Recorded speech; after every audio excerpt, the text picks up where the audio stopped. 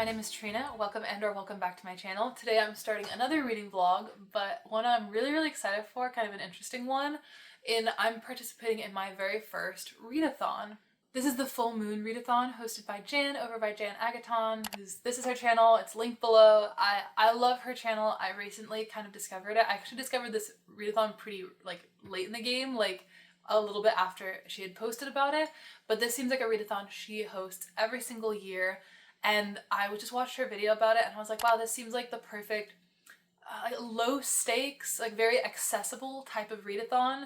And as someone who's a mood reader and who's has to work a job, as most people do, a lot of readathons can be a little bit intense for my taste, so I feel like this is a really great readathon to start out with. She explains the concept 1,000 times better than I could in her video, but I'll try to give a quick recap in terms of there are 4 spooky creature cards, each of them with 3 items to fill out to complete and get that card for the readathon. One of those items of the 3 items is an activity.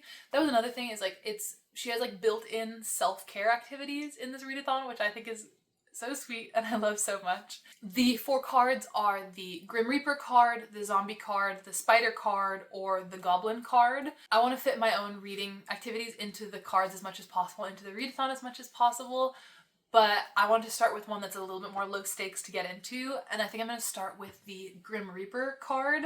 The 2 reading prompts for the Grim Reaper are one, read a book I could use as a weapon, which is over 400 pages. I feel like most of the books in my planned reading for August are over 400 pages, so that feels like a great prompt to leave open for my mood reading this week of reading. And the other prompt is a book that involves death. I want to use this readathon as a chance to get through my physical TBR, so I was kind of thinking which of my physical TBR books involve death. It's a little hard to know because I like to go into books knowing as little as possible, so I don't really know if there is death in any of them, but there was one that was a pretty good bet, and that is actually a reread. On my physical TBR, I have Nona the Ninth by Tamsyn Muir, which I read in 2024. I'm currently doing a reread of the Locked Tomb series, and this is the last reread I have where I read these books and do detailed annotations of them. So this is the 3rd book in a series, but is about necromancers in space. And I'm like, a book about necromancers could not be more perfect for the Grim Reaper card. So I think the first book I'm definitely going to be reading for this readathon is Nona the Ninth. It'll probably take me the whole week to read because I'm going to be doing a slow reread, but I'll be reading other books at the same time. But we have Nona for the Involves Death card. I hope you sort of understand what the readathon is like. Now, each of the cards kind of looks like this with different prompts. The activity prompt for the Grim Reaper card is to take a nap. So I will absolutely be doing that one of these days. Easily, I can do that. The other cards, I feel like I could easily fit different books into some of them. One book though I definitely want to read for this readathon, just because I feel like it matches the vibes of a full moon readathon so well, is Compound Fracture by Andrew Joseph White. I bought this when it came out last year, but it was on my TBR even before that, so it could fit the prompt for the Zombie card of being on my TBR for over a year, in terms of I've been meaning to read this for a really long time, and it also kind of has that spooky summer vibe that I think could be perfect for this readathon. I have a lot of other books on hold at the library that I'm kind of waiting for to come in, so we can see how we can fill in the other prompts, but there are other books that could come up. But for now, I think I'm going to start by tackling Compound Fracture by Andrew Joseph White and tackling Nona the Ninth by Tamsyn Muir, and I'll give an update when I'm a little bit of the way through to see what other books we can add to the readathon as we go. Thank you so much for sticking with me. Like I said, this is my very first readathon, so I'm a little bit nervous. I don't really know how it's gonna go, so we're gonna try our best to finish at least 2 character cards of the bunch is my goal. Yeah, once again, thank you so much for Jan for hosting this readathon. I'm just really excited to have a more organized way to get through some of my physical TBR. But I will catch up with the vlog very soon.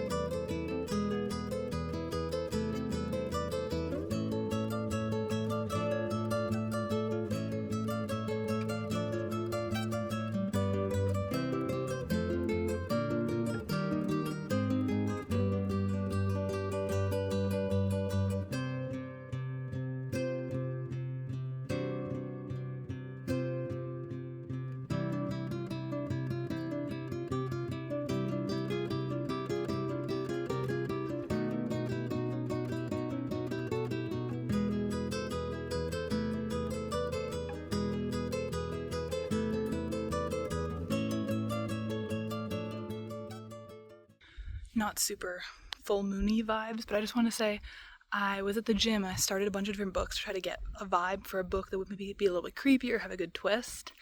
And I started the Invocations by, I think Sutherland is the last name, Catherine Sutherland, and I'm loving it so far, so I think I'm going to add that to the agenda for the readathon, because it seems like it's perfect. It has kind of like a creepy witchcraft vibe, which I love. So we're gonna start working on that.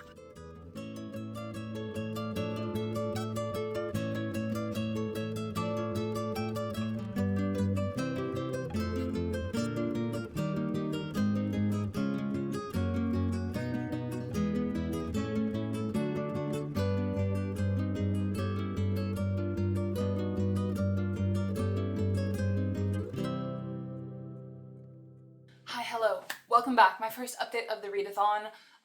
It's not a great update so far, but I promise we're getting things back on track.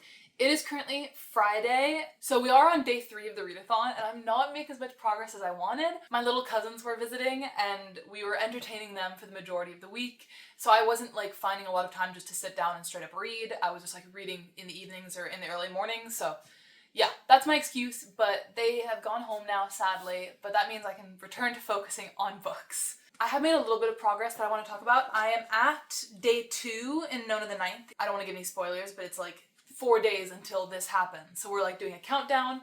I'm on day 2, which is almost 100 pages in. That's relatively slow, but I am annotating this book so much because there are so many details in this story that like are pointing to the overall world building and pointing to the overall, I don't even know, like background of these characters, that the first time I read this through, I was just in it to be like, okay, get me to Gideon and Harrow, please. And I wasn't enjoying it for what it was, so I'm really trying to do that this time, and I'm enjoying it a lot more. So this is a reread, so I won't talk about it a ton in this video, because it's a 5-star reread, so I know I'm gonna love it, and I love this world, and literally any single little centimeter of anything I can get about this world, I will. And I think I'll still be able to finish this by the end of the readathon on Wednesday if I just lock in a little bit. But that is Nona the 9th. I've also, like I mentioned a little bit ago, this past day, I started the Invocations by Kristal Sutherland, which is going so well. I'm only 30% of the way through. I'm gonna go to the gym tomorrow morning and probably do more Kindle reading, so that'll make some progress, but I'm really enjoying the Invocations. I haven't given any plot about it so far, but this is a book about witches that is kind of reminding me a little bit of Her Majesty's Royal Coven, even though they're totally different books, but it's multi-perspective, present day witches in England. Those are like the comparisons, the overlaps. I love Her Majesty's Royal Coven, and I think I'm really loving the Invocations so far. I like all the main characters. They feel so like interesting and real. There's 3 of them. They're all teenagers and they've all lived like really hard lives and had really hard pasts. And this form of witchcraft is like pretty like violent or bloody. Like it requires a lot of personal sacrifice in order to wield power. I don't know, I'm really enjoying the way that witchcraft is presented in this book. I'm on my witches arc recently, so I feel like this book matches perfectly. It's really like gory and interesting. I think it would fit really perfectly potentially for the creepy prompt, because there is like a lot of like her rotten leg gets a lot of descriptions. These demons are kind of like following them around, and the people with the sight can sort of see them looming over them. And one of the girls wants to practice necromancy as well, so I think it's fulfilling a lot of the good creepy vibes that I want from a creepy book. So I don't know why I'm holding up my Kindle, but I'm really loving the Invocations, and I'm gonna keep going with that and give more updates as I go. Last update is I think I want to start another book. I know I'm still gonna read Compound Fracture. I pinky swear that is gonna happen, but I know I'm gonna fly through that book because it is young adult, so I don't mind waiting until a little bit later in the readathon, and I want to start some of the thicker books in the meantime. But I am looking to start an audiobook. I like to have audiobooks to listen to while I'm like cooking and going for walks and kayaking and stuff like that. So I was trying to figure out a good audiobook to start and what prompt could fit. And I've had this kind of obsession with the spider prompt of the readathon is looking for a book related to number 8. I've had such a hard time finding any books that I currently have checked out from the library or on my physical TBR that relate to the number 8. Like, none of the book titles are 8 letters long. Like, none of the authors' names are 8 letters long. None of them have like 8 chapters or like 8 characters. I was just like, I was struggling. It's a specific number, okay? But I like that prompt because 8 is my favorite number. So I was trying to figure out what would work for it. And I feel like I had a really good idea. You can tell me if it's not that exciting of an idea, but I thought it was a really good idea in terms of, oh, a lot of nonfiction books have really long titles, and with a lot of words, if I could find one of my nonfiction TBR books that has 8 words in the title, then I could add that as my audiobook for the readathon. So I looked through what I had, and I found one that had 8 words in the title. So I'm going to start it tonight because I have an activity plan that I want an audiobook for, and that is Deficit, How Feminist Economics Can Change the World. Okay, well, I don't know if I said that right, but the title, I swear, is 8 words.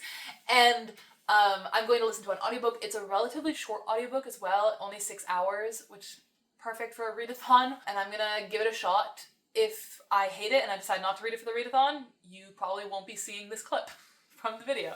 I will try to give an update again very soon once I make some more reading progress. I missed the early readathon sprints, unfortunately, because of our guests, but I'm hoping to make some of the reading sprints a little bit later in the readathon. I will see you again soon. Hi. Okay, camera adjusted. It is Saturday morning. We're gonna do some reading before I update you.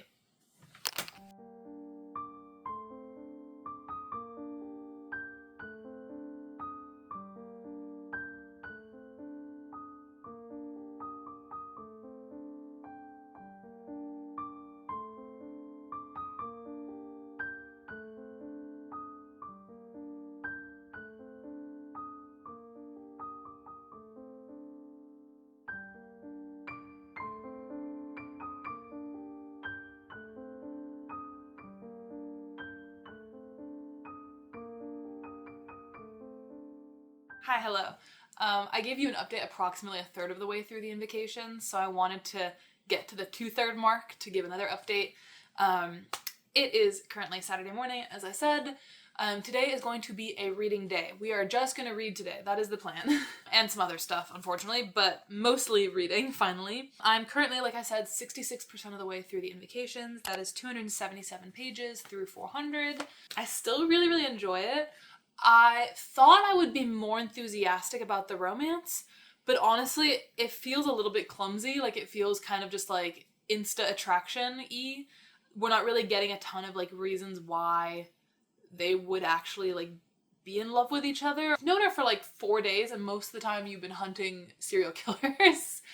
But I digress. I'm still really, really enjoying it. I love the witch parts and the demons and the magic and the kind of murder mystery aspect to the book as well. The main plot of the book is the 3 girls, the 3 witches in England, kind of all coming together because of shared circumstances involving basically a serial killer hunting down witches, targeting witches, and they're trying to figure out who the serial killer is. So they're like, there's kind of like a fun Criminal Minds aspect to it as well, in terms of like that kind of creepiness or ickiness that you would get from a Criminal Minds type episode. And that part I'm enjoying, but with like teenagers. And I also think it makes sense that they're teenagers because I think some of their actions are incredibly hasty and not well thought through. But I'm also like, these are 17-year-olds who have like lived through some of the worst stuff imaginable in their lives, so I'm willing to cut them so much, unbelievably large amounts of slack for all of their actions. I'm probably gonna finish it today, honestly. I think that'll be my first priority, is finishing it today, and then I want to get back to Nona because I haven't made a lot more progress on Nona since we last talked. What other updates? Oh, I started that nonfiction audiobook, and I'm currently, like I said, it's pretty short, 6 hours, so I'm already a quarter of the way through that. I didn't realize before starting that the author is Danish, and she narrates the audiobook in English, but she has that like Danish accent that I associate with a lot of members of my family, so I'm kind of vibing with that. And I like also that, similar to a lot of nonfiction books, there is like a personal touch to it, where she's talking about like her own experiences that led her to investigate this issue and want to talk about it. I like the cover says it is about like how feminist economics can shape the world, but it's also kind of defining what we would see as feminist economics or feminine economics, in terms of it's focusing a lot on care work and the work in society of caring for each other. And I find that really interesting. It hasn't, like, we're only a quarter of the way through, so that's all we've gotten so far. And we're getting a lot of history of like the origins in the 1600s of the field of economics wanting to become very math-based and therefore separating itself from like the body as like too messy and complicated to be described by mathematics and that kind of vibe, and like going a lot into like Adam Smith and John Locke and Thomas Hobbes and like people that I studied in school but not in this lens, in this context. So I find that also really interesting. But I'm not going to focus a ton of the nonfiction book because it's more to fulfill that prompt that I was talking about. That nonfiction and the Invocations, that means that we have the spider prompt. I'm also trying to figure out which, after the Invocations, what I want to pick up. I want to make sure I'm finishing at least 2 of the cards for the video. I think we already have the spider pretty much set. And then I have some books that can move around in different places, like Compound Fracture, like Nona the Ninth. I was also thinking about, like, with the Grim Reaper, what other plus 400-page book I could figure out. But I'm low-key in, like, a little bit of a reading slump right now. Like, I've been struggling to pick up books. So I'm trying to go about these prompts more of, like, picking up books that I'm really in the mood to read and then kind of matching them to the prompts a little bit after the fact.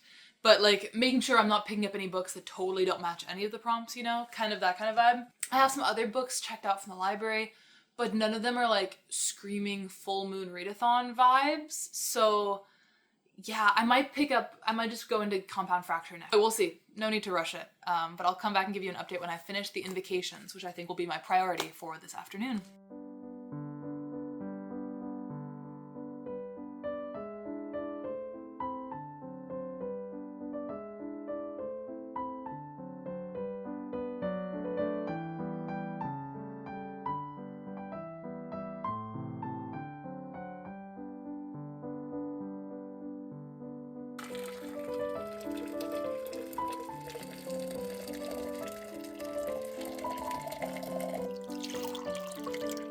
I finished the Invocations. This always happens to me with ebooks. I didn't account for the excerpt at the end of Kristal Sutherland's other book, so I wasn't actually 2/3 of the way through the book. I was like more than that. I was like probably 80% mark. But either way, we finished the Invocations, and I really, really, really, really liked it.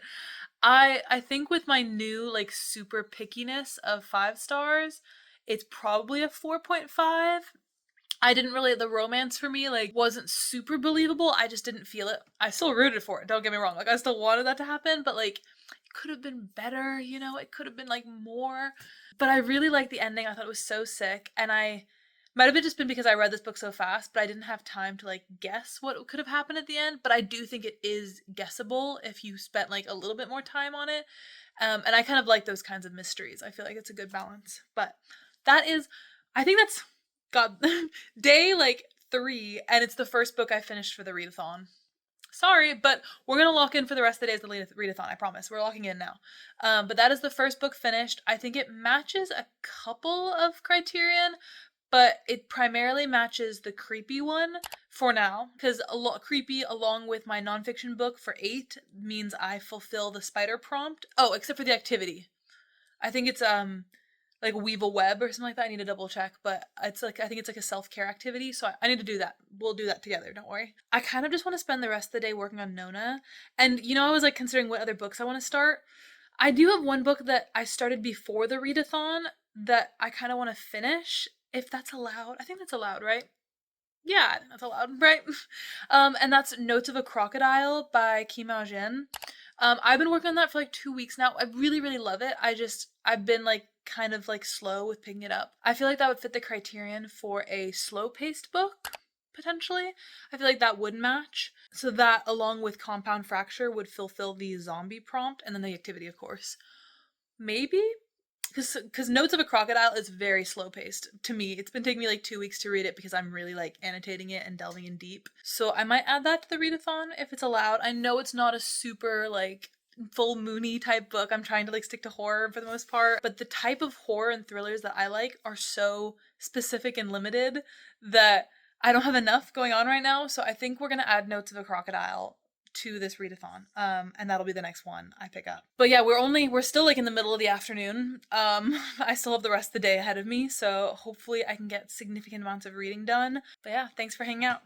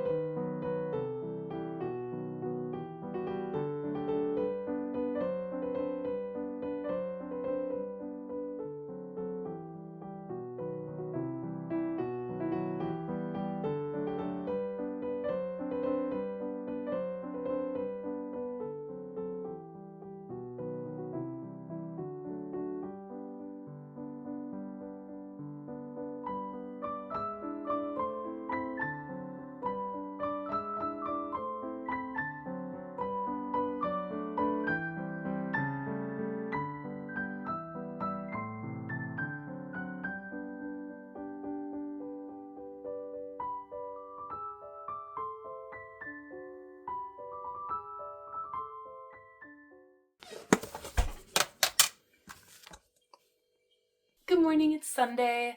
Another relatively chill day. I do have something I need to do tonight. I'm going to a live music performance that I'm really excited for. But until then, I have the whole day to work on the readathon, which I'm really excited for. The longer we get into it, my reading mojo is coming back. Like yesterday was really good for me, I think, just a whole day of reading. I think I know what books I want to pick up next for Monday, Tuesday, Wednesday, but I was deciding between two books for one of the prompts. I put a poll up on my channel. I tried to post for the first time and I'm going to see how that works out. So I'll give that another like 24 hours to pick a new ebook. And in the meantime, I think I'm just going to focus on, oh, Nona's lying over there, but I think I'm just going to focus on continuing Notes of a Crocodile, which I really want to finish, and Nona. But both of them are incredibly slow-paced books. One, that's how I'm reading for the slow-paced prompt, so like as it should be. But the fact is I'm annotating both of them and I'm like absorbing them and taking my time with them. So today's gonna be a nice slow-paced reading day. I probably won't finish either of them despite having the whole day to read because annotating will take a while. But I am going to try to knock out one of the activity prompts that I haven't done yet. As I mentioned, the spider prompt is pretty much set, so I want to make sure I get on top of the activity prompt for spider, which was to build a web or like treat yourself, like build your web. I wanted to do something to treat myself today. It's a Sunday, you know, that's the day to treat yourself. I do have a blueberry muffin and a cup of tea with me, but I have a blueberry muffin every day, so I feel like it's not like especially treating myself.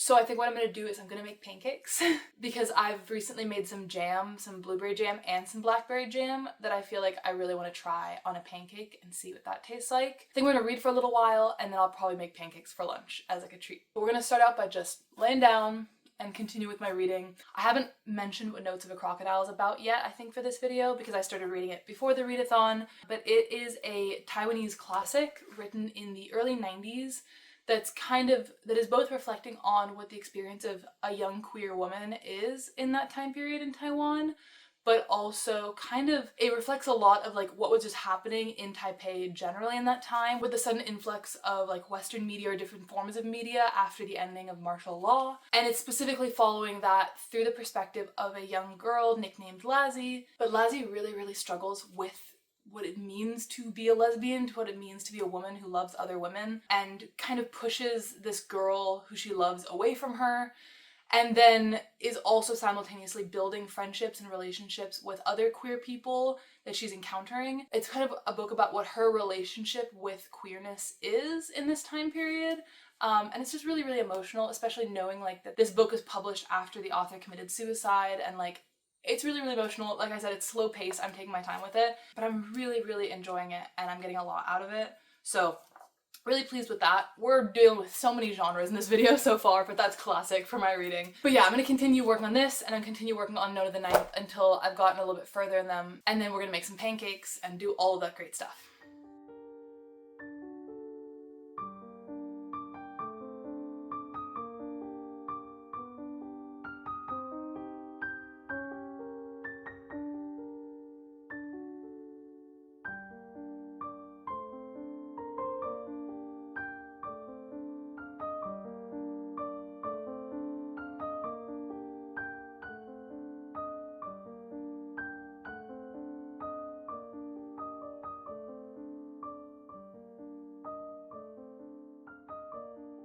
This book is gonna make me go insane. I'm at this part in Notes of a Crocodile where Lazzy writes this letter to Shuling that just finally explains all of her feelings and emotions about all of her irrational actions of the book so far. And it's just so devastating to read. Like there's like 10 quotes per page that I could read to you. But it's like, my world is one of tainted sustenance. I love my own kind, womankind. From the moment my consciousness of love was born, there was no hope of cure. And those 4 words, no hope of cure, encapsulate my state of suffering to this day. My condition is one that will keep me in shackles for my life. And she goes, I didn't think I was worthy of being loved. Though you showed me that you loved me, I assumed it was because you had never experienced a man's love, and that you didn't know the social disapproval that we'd faced, and that you couldn't tell that I was seriously fucked in the head. Every single paragraph, it's just like, finally, we could kind of tell why she was acting this way throughout the book, because like she does view herself as a crocodile, she views herself as a monster, but finally like putting it all on the table for this girl, this woman that she loves. So good. It's so good. I'm happy to not have to put this book off until after the readathon is done. I'm happy to like that I get to keep reading it during the readathon. So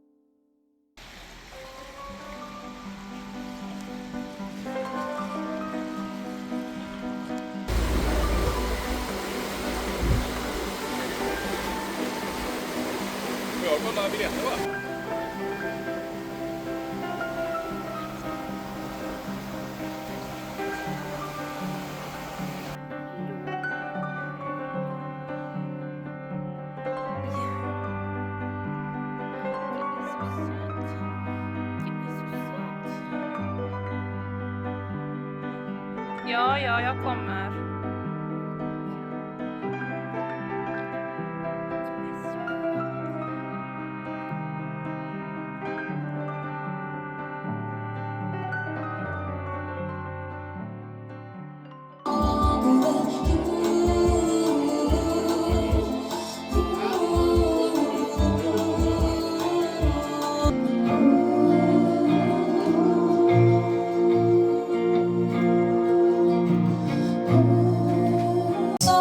Once a June, money is just a piece of paper.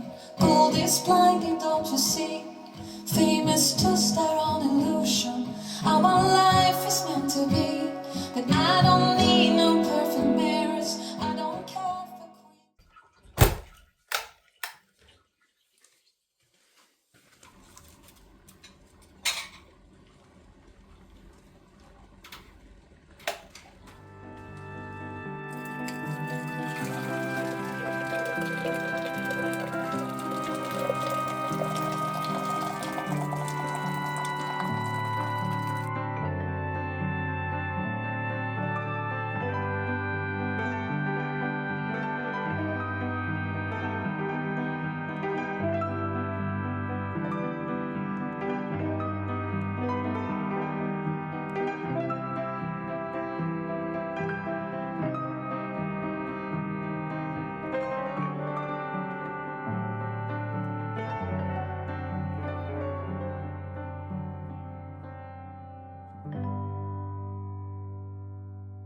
hello, it is Monday morning and I wanted to give a super quick book update.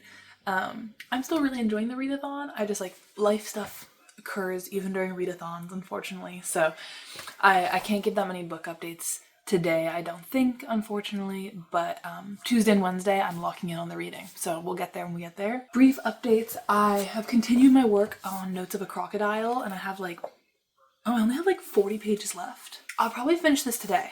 That's amazing. Okay, I'm further along in that than I thought.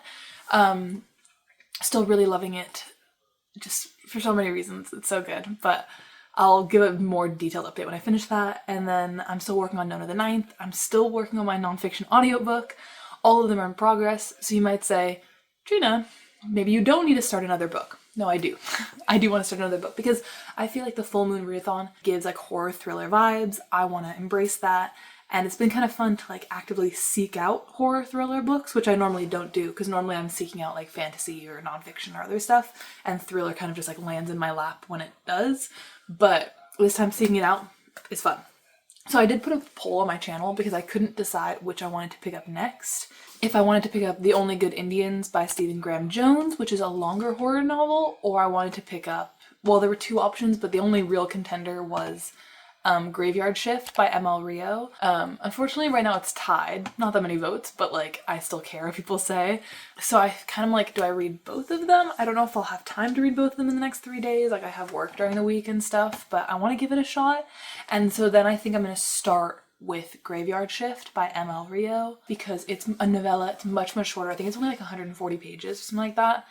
And then if I have time, then I can also pick up Stephen Graham Jones. Even if I don't finish it, I can at least like give some early reactions for this vlog because those are the only two books that people voted for in the poll. So I feel like that'd be fair. But Graveyard Shift is, I'm really excited for this one because it's by one of my favorite authors of 2024 who wrote If We Were Villains, which I just thought was incredible and layered with symbolism and meaning, and I annotated it so hard and I loved that book. It was one of the first books I read in a vlog for this channel, which is kind of fun. I don't have super high expectations for this because I'm not like the biggest fan of novellas on earth. I tend to like not get super invested in the characters when it's really, really short. Like, I just wish it was longer. I wish I had more time to get invested in the characters, but I still think I'll have a good time. And it is supposed to be about mushrooms. It's supposed to be about a group of college students that hang out in a graveyard and like get involved with some sort of fungal menace or like some sort of fungus growing in the graveyard. And that sounds really cool. I don't know a ton about it because like you don't want spoilers for a novella, right? I think I'll be able to finish that today and get another book checked off for the list, which will be amazing. I think I'm going to potentially use that one for, I don't know, books involving death. It's one of those books that could fit into a couple of different categories that we'll kind of organize at the end when we see how much I actually get read for this video. That being said, Graveyard Shift, and what will I focus on? Maybe I won't focus on Nona as much today. We'll see. I'll probably focus on finishing Notes of a Crocodile and reading Graveyard Shift and still listening to my audiobook when I go out and do other stuff. But that's the update. Happy Monday of the readathon. At the very least, I'll see you on Tuesday for a reading update.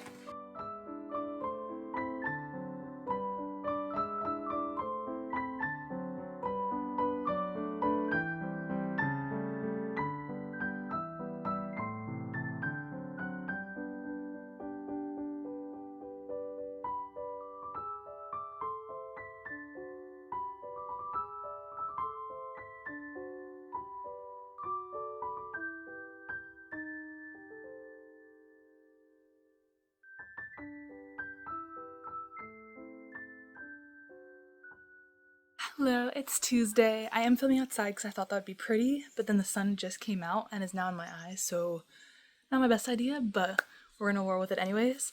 As expected, yesterday was super busy for me, just like I couldn't video update basically, partially because I went to the gym and I was really sweaty and I didn't want to film after that.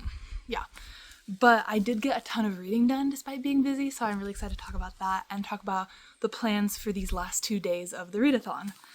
Starting off, I did finish Notes of a Crocodile by Miaojin for the slow-paced book prompt. It did take me 2 weeks to read, but I love this. I would say this is a really intellectual experience to read this book.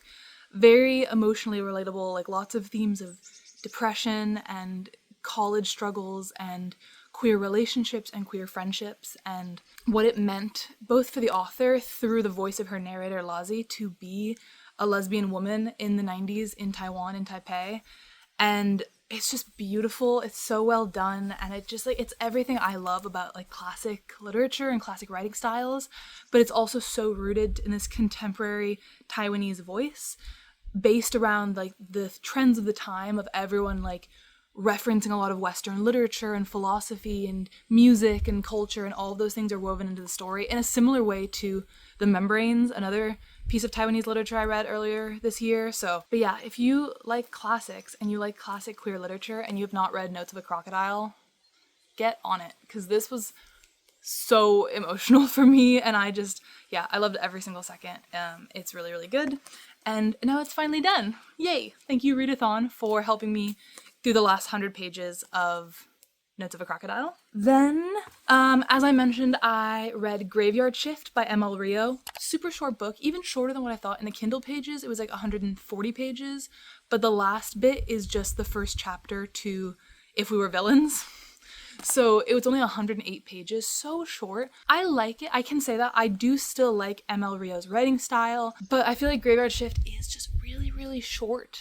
And I'm just not a huge fan of novellas in the first place. And I feel like this one in particular had 5 perspective characters and cut off the story very abruptly. And I just felt unfinished, or like it felt like an idea, like when an author has an idea for a story and they're like, I'm just gonna write up like snippets from this story, and then if it's good, I'll expand it into a book. Except M.L. Rio never expanded it. That's kind of how it felt like to me. No offense to M.L. Rio, my goat, but like I just feel like it wasn't probably a good idea to make such a complex story with complex characters in a novella format. Like that just was never gonna work out. I got an extra vote on the YouTube poll that broke the tie for the Stephen Graham Jones book, so I was like, I should have read that instead, because that one ended up winning the poll over time, but I didn't know at the time, and Graveyard Shift took me about an hour to read in total, so like it wasn't like a waste of time at all. If I can fit in the other book like today or tomorrow, I will. I might not, because I had promised at the beginning of the video, and I need to pick it up now to make sure I have enough time to satisfactorily enjoy this. It is time for me to read Compound Fracture by Andrew Joseph White. As I've mentioned, this is a YA horror book set in Appalachia, I believe, and it's about a 16-year-old who has come out as trans to his parents, getting roped in with a local conflict and like a family feud kind of thing. And I'm assuming there are gonna be magical elements. Actually, maybe not. I'm so used to Andrew Joseph White having magical elements in his stories that I just kind of assume that they're gonna be there, but maybe not this time. We'll have to see. I'm hoping to make like a decent dent today and then finish it up tomorrow, the last day. But I'm very excited for that.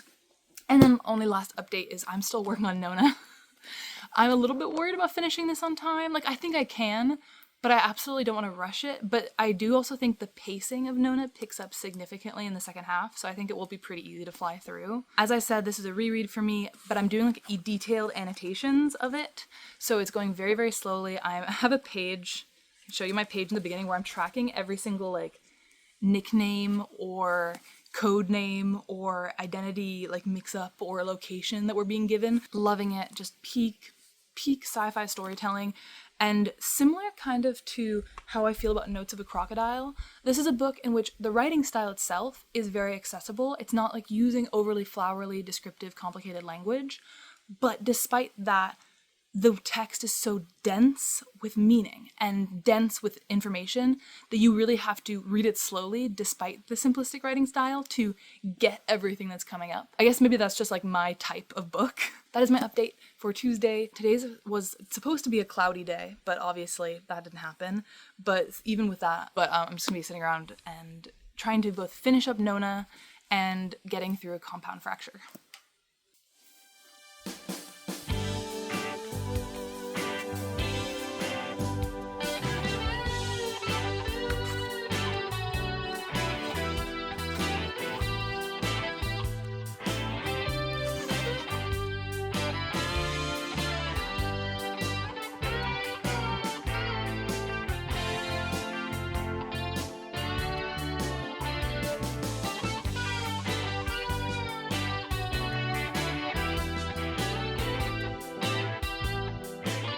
Folks, we have a ghost, so there are magical elements. I knew Andrew Joseph White would come through.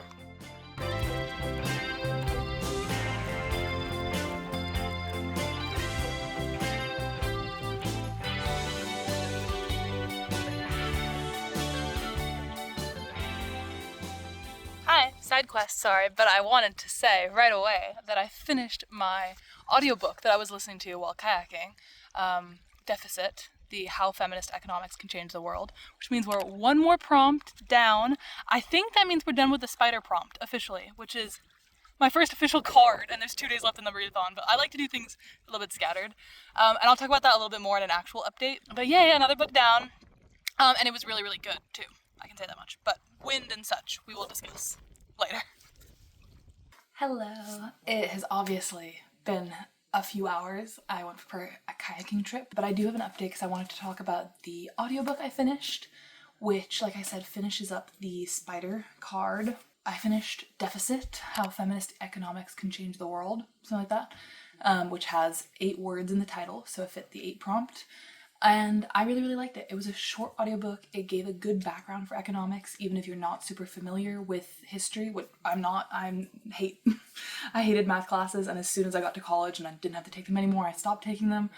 And that's kind of what this audiobook is talking about. It's talking about why economics is so wrapped up in math, because they were so obsessed with being seen as like a real scientific discipline, and also the way that our current measures of like economic health are super subjective and like might not actually be the best possible measurement that exists. I really, really like this, and if you are interested in being slightly more intelligent on this matter of economics like I wanted to be, without having to go back to school for it, I think this book is a great place to start. It was super quick, super straightforward, lots of sources cited, and a couple of good book recs within this book that I might be picking up in the future. So happy to have that. That's my audiobook for the week. That was my nonfiction for the week. Great nonfiction rec.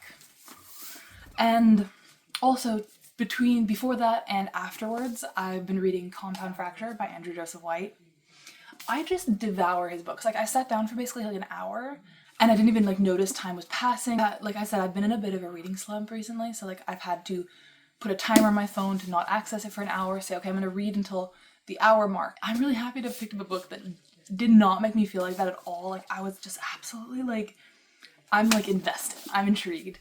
So like I said, it's set in West Virginia and Appalachia, and it follows a young trans boy named Miles, who is 17 and has a bit of a family history in the area. He comes from a long line of Abernathys who can trace their lineage back to like a union activist in the mines in the early 1900s who was executed for encouraging a strike in the mines, and they have like a long-standing rivalry with the sheriff's family, the Davies, who have been basically like torturing them. Like the sheriff's department, this one family that's constantly in the sheriff's department, has basically been torturing their family since then, for the past 100 years. And the latest in a long line of that is the sheriff's son and his 2 friends attack Miles at the beginning of this book and almost beat him to death. And Miles wakes up in the hospital and has started being able to see the ghost of his dead ancestor. Super intriguing. I love the backstory of that ancestor too, Saint Abernathy. So good, so intriguing. You can really tell that the author grew up in this same area, that like there's just so much fondness while also like so much despair for what's happening to the community. Miles is a socialist, so like he talks a lot about how a lot of mainstream politicians use this region of the world like against itself and against their political opponents, and that reads very well, very contemporary. I would say I'm not like the biggest fan of a contemporary setting. I felt the same way about Hell Followed With Us by Andrew Joseph White, just because The Spirit Bears Its Teeth was such good historical storytelling, and like the historical voice in that book was just spot on, I felt like. So I wanted to read more of that historical voice when I read more of Andrew Joseph White's writing, because I thought he did it so well and I wanted more of that. But it's totally fair, like he has also a lot of great things to say in a contemporary setting, so I'm gonna keep reading. I might even finish this tonight. I have a couple of hours, and it's why, like I said, I'm kind of flying through it. So I think I'm going to work on this, but also really prioritize Nona, make sure I can finish that for the readathon, because I think that will get me 3 cards. And then if I can at least start The Only Good Indians, then that'll just be a bonus. Either way, for books that I really love, like Compound Fracture, like Nona the Ninth, and hopefully like The Only Good Indians, then I don't want to rush them, you know? So that being said, I'm gonna cozy up and enjoy my evening and keep reading Compound Fracture in the dark. I'll see you probably tomorrow for the last day of the readathon.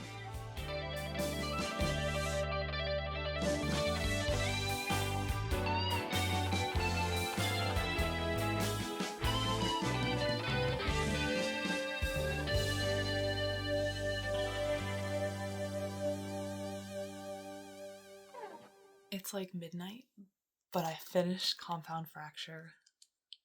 I couldn't put it down. We'll discuss in the morning. But I do need an ebook to start tomorrow morning for the gym. So we will be starting The Only Good Indians too. I can't help it. I would love to do a longer update, but finding time to film in my house for an entire week in a row, I didn't realize, is kind of a struggle. But I did start The Only Good Indians at the gym this morning. As much as I'm enjoying it, I think I'm like 20% of the way through. I have to focus, now that I'm home and I have the physical copy, I have to focus on Nona. I have about 250 pages left of Nona, and that's dense. I have not gotten as far there as I probably should have earlier.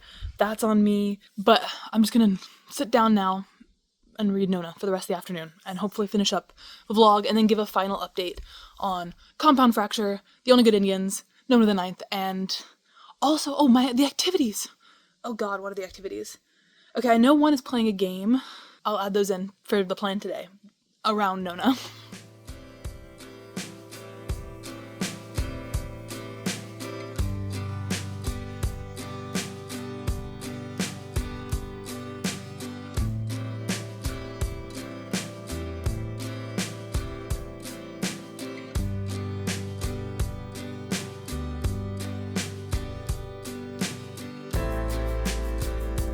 I think we'll be able to finish today. I've just read 125 pages and I forget how fast-paced it gets in the last bit. I don't think it's possible to finish this and The Only Good Indians.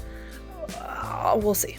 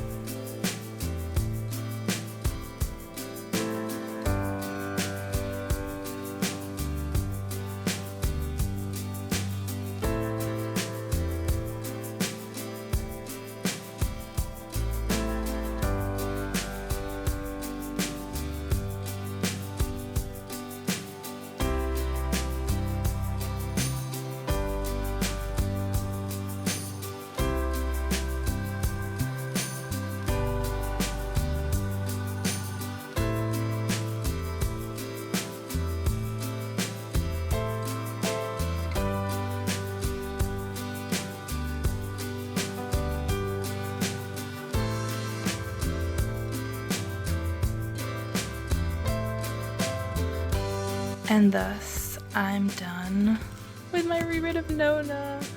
I can't believe, clearly, I've just been like obsessed today and annotating the shit out of it.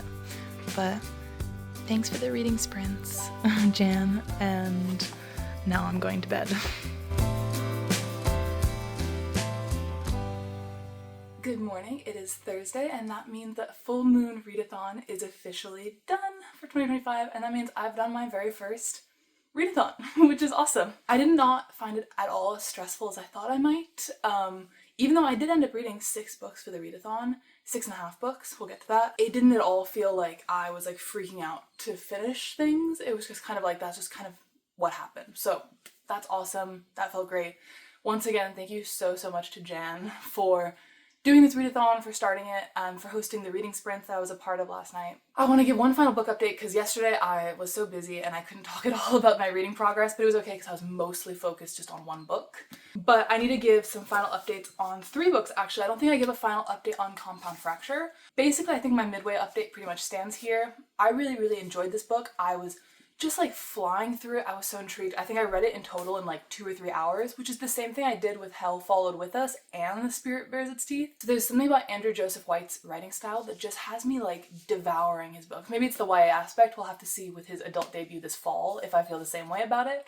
I don't know, I feel like some of the things in here were a little bit heavy-handed in terms of like we got some like very explicit definitions of like communism and socialism to a 17-year-old, and some very explicit definitions of certain identities like autism, which is important I think for a YA audience, which is why I'm not like docking the book points for that at all, because I think that is really important to lay it out in a very straightforward, clear manner for a young adult audience reading this book. So I will say the only things I didn't like about this book are probably just the things that make me not like YA in general, which is not the book's fault. It's like my fault for loving this author so much, loving Andrew Joseph White so much that I keep picking up his books even though I'm not the biggest YA person. What else? Oh, and then last night, I can't believe I actually managed to finish this. I finished Nona the Ninth. I think I literally read like 300 pages of this yesterday, but I totally forgot so many things about this book. But basically, like, the second half of this book is all one day. I don't even know, like, from here, this last half of the book is all one day. Like I told you, there's a countdown in this book. And I forgot how much of the page time is just devoted to, like, the action happening in the last, like, 50%. I think because the first time when I read this, I understood, like, 10% of what was happening. I understood none of it. This time, I understood so much of it. I was having such a good time. I understood, like, 80 to 90% of what was going on. And I loved it. I loved it so, so much. I still love Nona's character, but I also love how much we got, if you know the books, of Corona and Judith. They are like my current obsession in the series. I want them, I really, really want them to have a happy ending. Like, I know this book series is not about happy endings, but like, please, just for Corona and Judith, I would raise hell. I love them so much. I loved John's chapters in this book, okay? I know people, when I go online and like consume Locked Tomb fandom, and the Locked Tomb fandom is like a lot better than a lot of other fandoms I've been in, but in general, people are still very much like, oh yeah, John, the supervillain, like the most evil man who's ever done evil. And I'm like, really? Because from his backstory, I feel like a lot of people in today's society, if suddenly thrust into the amount of power and the like amount of like split-second decision makings under extreme elements of trauma that John would have to make, I think a lot of people might have made the same mistakes that he did. I think his problem is doubling down on those mistakes over 10,000 years, but he's also no longer fully human. I think what this book really talks about is forgiveness, and love is such a human core element. But John is no longer fully human, so expecting those same things from him, I think, are unfair. I don't think he should be like still in power, but I do really, really love his character, and I think people online who give like characters like Ianthe a lot of grace, even though she's completely nuts, should be giving that same amount of like interest and like grace to John, considering his background. But love Nona. You should read this book if you haven't yet. I did want to mention, I am 50% of the way through The Only Good Indians by Stephen Graham Jones. I was considering like finishing it today and then like waiting to film this update until I finished it, but I just want to talk about what I managed to film in these like 8 days of readathon. So I did read a little bit more of that last night, and I don't really want to rush it because it's kind of intense. It's like, it's more thrillery than I normally read, and I kind of want to like, I don't want to rush it, basically, is what I'm saying. But The Only Good Indians follows different perspectives, but in the first half, we're pretty much just following Lewis, who 10 years before the start of the novel did something that he probably shouldn't have done with some of his friends when they were out hunting elk. And now he's being haunted by that in the present day. A lot of weird things are happening around him because of that. And at first I wasn't totally sure if this book was going to be supernatural or not. And I still haven't finished it, so I don't know. But at the moment, it's very supernatural, which I'm really, really vibing with, and I think it's really interesting. I will say I don't think I'm the biggest fan of Stephen Graham Jones's writing style. Like, the paragraphs are incredibly long. There's a lot of, like, action exposition, like, line after line after line. I would say, like, with thrillers, I usually tend to expect the reading pace to be pretty rapid, like, the writing style to be so rapid that you're flying through it with the pace of the action.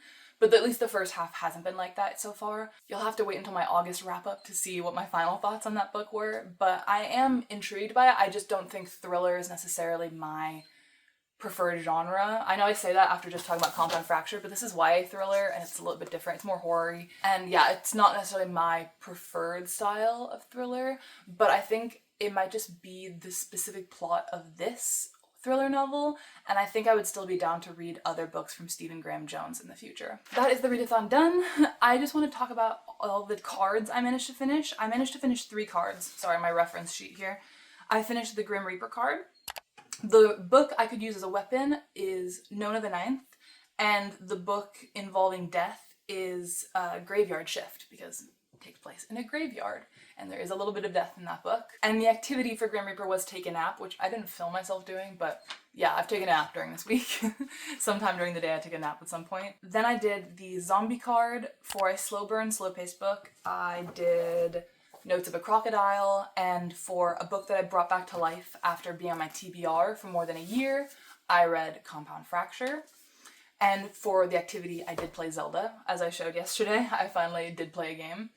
And then lastly, I also did the spider card for a creepy book. I read The Invocations. Solid. Loved that. Very creepy vibes. The first book I finished for the readathon.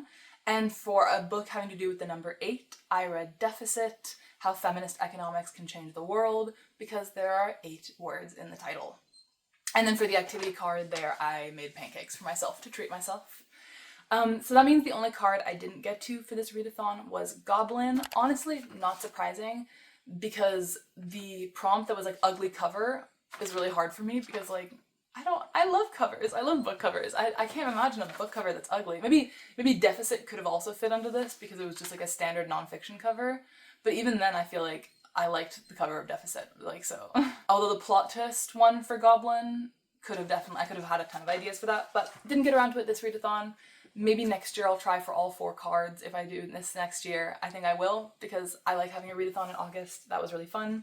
With that, that is the 6 books and the 3 cards I managed to finish for the full moon readathon. For the final time, thank you so much to Jan for hosting. Check out Jan's channel, it's linked below. If this is the first time you're hearing about Jan somehow, I'm honored to get to be the one to introduce you to her channel. Definitely go check her out, she's amazing. And she's introduced me to so many interesting vampire horror thriller books. But with that, I will probably end this readathon before this video gets too long. It probably already is. Feel free to like, comment, subscribe, whatever you want to do. Let me know if there are any other readathons you are planning on participating in this fall, or you have participated in. I want the insight. I want the scoop. But with that, I will see you in my next video pretty soon.